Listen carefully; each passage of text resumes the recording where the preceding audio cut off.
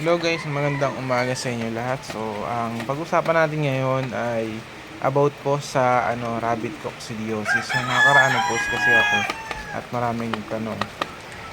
Yung rabbit coccidiosis guys, ang mga sintomas na makikita nyo sa rabbit nyo ay hindi siya kumakain, wala siyang gana kumain, hindi siya umiinom, matamlay, at saka yun guys, yung kumbaga yung lagi lang nasa sulok. Kung ikukumpara nyo dun sa mga iba nyong rabbit, talagang hindi siya active, no? So, isa pang major sign niyan, yung dumi niya guys, mapapansin nyo, pag dumumi siya, parang may sipon na nakabalot sa dumi niya. So, ipapakita ko sa inyo guys kung ano ba yung picture ng rabbit na may coccidiosis. Guys, papakita ko sa inyo ano ba yung ginagamot natin sa mga rabbit na infected ng coccidiosis. Ano to guys, yan, ganyan, para may sipon yung dumi niya, yung ipitan niya.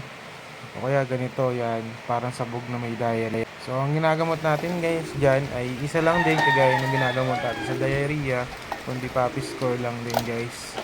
So ang application nito guys na binibigay ko, kung ilang kilo yung rabbit nyo, kunyari 3 kilo. So per 1 kilo, bibigay tayo ng 1 ml. Depende yan sa bigat ng rabbit nyo. Tapos nagbibigay rin tayo ng dextrose powder. Tumutulong to guys para ma-rehydrate yung katawan nila, mabalik yung mga body fluids na nawala. So, thank you for watching guys. Follow po ng ating page. God bless.